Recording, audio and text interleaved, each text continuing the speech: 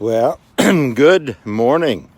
Yes, it is kind of a crisp morning, but it's okay. It's a good morning to walk, and we'll just see what this day brings. Right? It so much going on, and it's Tuesday morning. April is galloping along. And so, yes, this morning I just wanted to touch base. And, there's been so much discussion going on regarding what's the next step. How long are we going to be? I have no inside track. Only a whole bunch of years of watching things like this, and we can panic, we can become afraid and allow fear itself to take over from us, or take us over, I should say.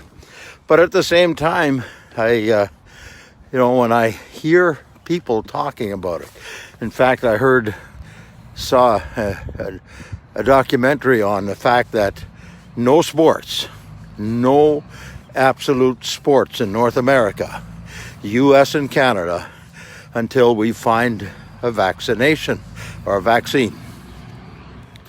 Well, that is noble and that is positive, but at the same time, is it realistic?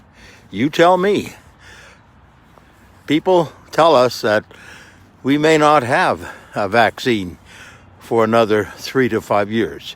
And if we're supposed to stay inside, locked up, locked down, locked sideways, whatever you want to call it, until we have a vaccine, then we've got some other things to be concerned about.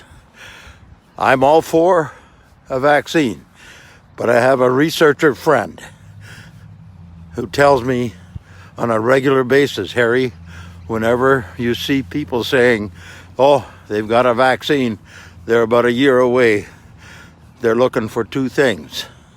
They're looking for publicity and they're looking for money. He doesn't poo-poo the fact that they just may come up with one. But have we a vaccine for the coronavirus? I don't think so. For the common flu that kills, 50,000 people in the United States annually? I don't think so.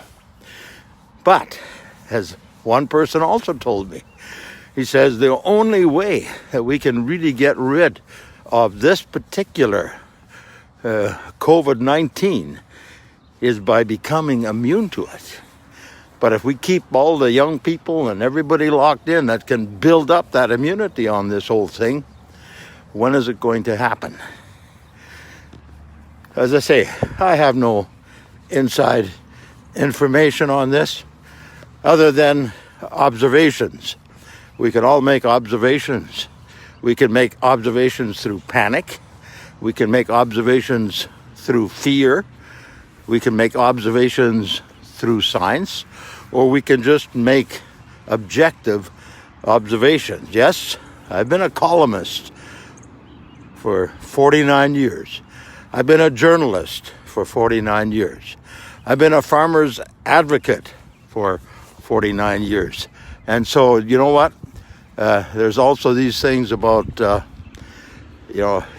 whole aspect of farmer's advocate has been so often awesome. But you know what? I've also been an advocate for the Lord Jesus Christ since, I believe, 1967. Oh, I was off and on before that, but never that serious.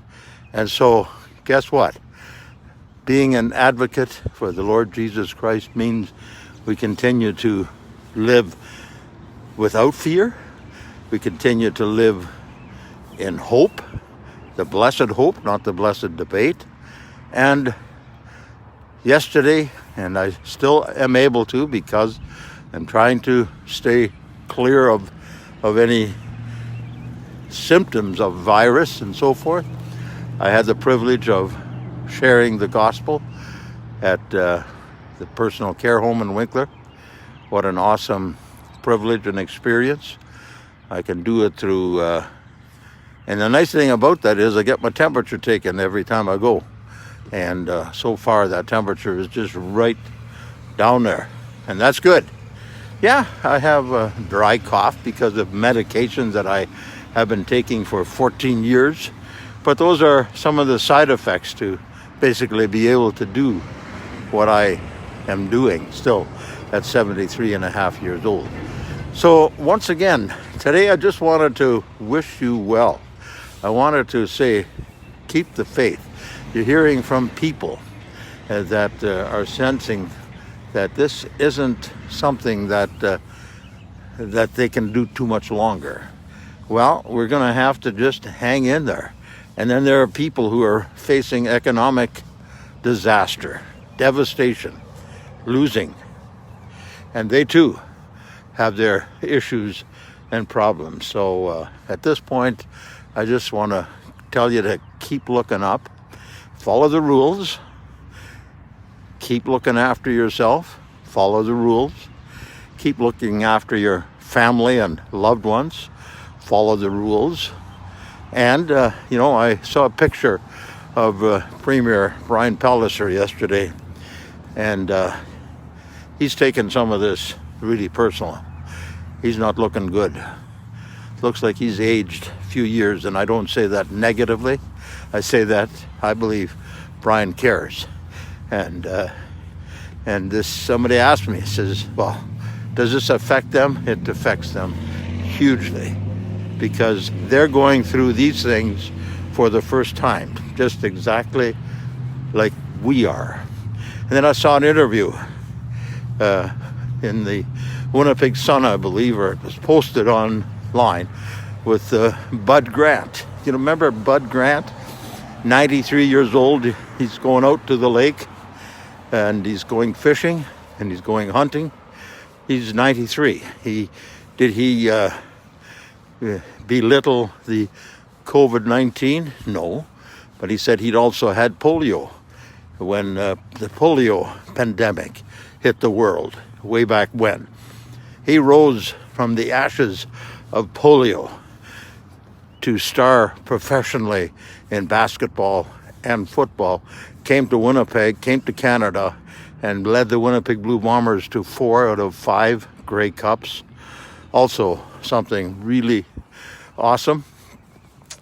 But at the same time, he says, you know what?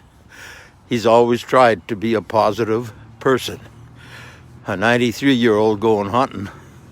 He says it's not recommended, but they're not going to stop him.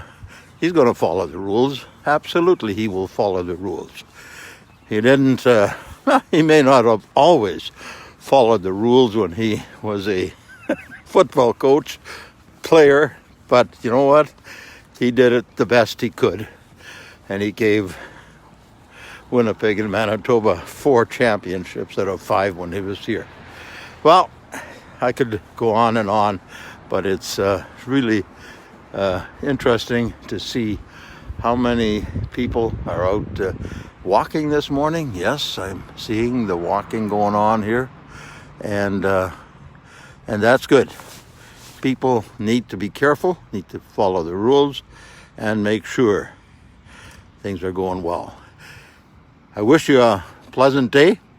I'm going to head home, have some breakfast, and start my daily work. Take care. Have a good one.